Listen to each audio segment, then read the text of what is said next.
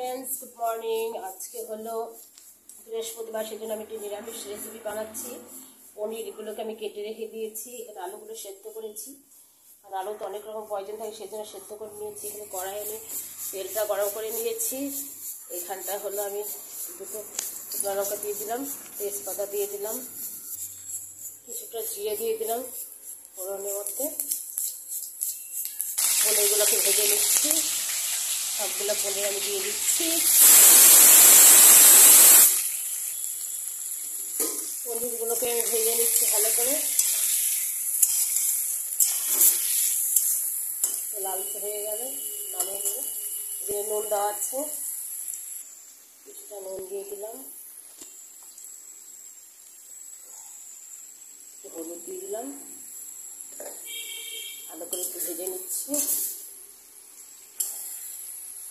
আর আজকে নিরামিষ, সেই জন্য আমি ভাবলাম যে কী বানাবো। তো দাদাভাই পনির সকালবেলা এনে রেখে দিয়েছিল, তো পনির দিয়ে একটা রেসিপি বানাচ্ছি। আর এখানে আমি প্রেশারে ডাল বসিয়ে দিয়েছি, ছোলার ডাল, সেটাও করব, কারণ আজকে আমাদের পুরোটাই নিরামিষ। এবার আমি এখানে আলুগুলোকে সেদ্ধ করে দিয়েছিলাম, ভালো করে কষিয়ে ধুয়ে দিচ্ছি, তাহলে ভালো হয়। কারণ যাদের সুগার আছে তাদের জন্যও ঠিক আছে, আলু সবসময় সেদ্ধ করে খেতে হয়।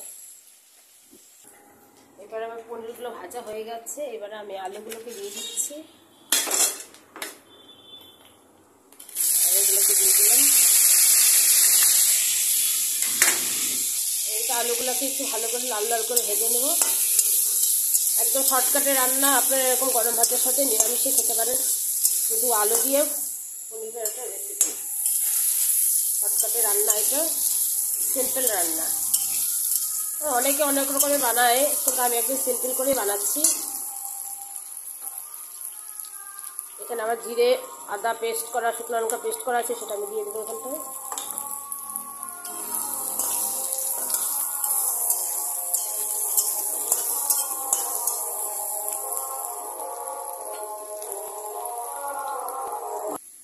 আলুটা ভেজে মোটামুটি লাল লাল ভাজা হয়ে গেছে। এবার এখানে আমি পেস্টটা করে রেখে দিয়েছিলাম জিরে আদা লঙ্কা, এটা দিয়ে দিচ্ছি, 2 চামচের মতো দিয়ে দিলাম। এটাকে ভালো করে নাড়াচাড়া করে নিচ্ছি।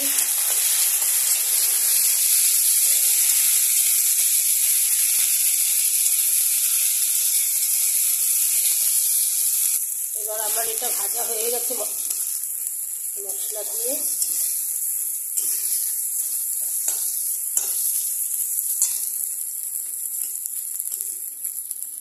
এবার আমি এখানে জল দিয়ে দিচ্ছি।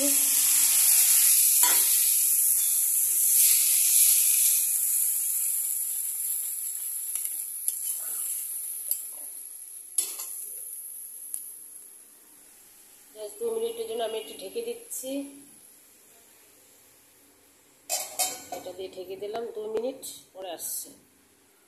এখানে একটু হলুদ গুঁড়ো দিয়ে দিলাম, একটু নুন দিয়ে দিলাম, ভালো করে নাড়াচাড়া করে। মোটামুটি আলুটা তো ভাজাই ছিল, নরমই ছিল।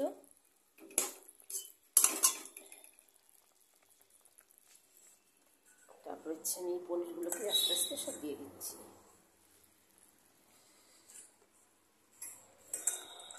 সবগুলো পনির আমি এখানে ঢেলে দিয়ে দিলাম।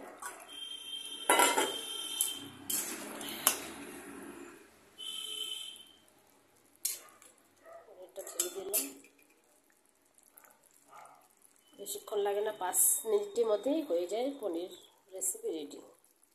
এবার গরম গরম ভাতের সাথে পরিবেশন করুন, খুবই টেস্টি লাগবে। নামানোর আগে সামান্য একটু ঘি দিয়ে গরম মশলা দিয়ে নামিয়ে দেবো। বন্ধুগণ, আমি এখানে 1 চামচ ঘি দিয়ে দিলাম। দেখো তো বন্ধুগণ কেমন হয়েছে আমার রান্নাটা। তবে একটা লাইক সাবস্ক্রাইব করে দিবে। তো রেসিপিটা ভালো লাগলে অবশ্যই শেয়ার করবে, কমেন্ট করে জানাবে কেমন হয়েছে। পনিরের রেসিপি, শর্টকাটে রান্না, ফটাফট আপনার গরম গরম ভাতের সাথে এরকম খেতে পারেন, খুবই টেস্টি লাগে। আমি এইভাবে বানাই, কারণ একদম হালকা খাবার এটা।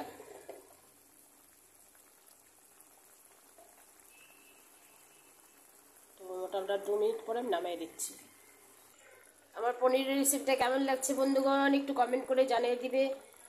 খেতে ভালোই লাগবে, আপনারা এভাবে বাড়িতে বানিয়ে খেতে পারেন, একবার ট্রাই করে দেখবেন, একদম ফটাফট হয়ে যাবে। শুধু আলু আর পনির দিয়ে জিরে বাটা দিয়ে পনিরের রেসিপি। পরে ভিডিওতে দেখা করছি, বাই, থ্যাংক ইউ।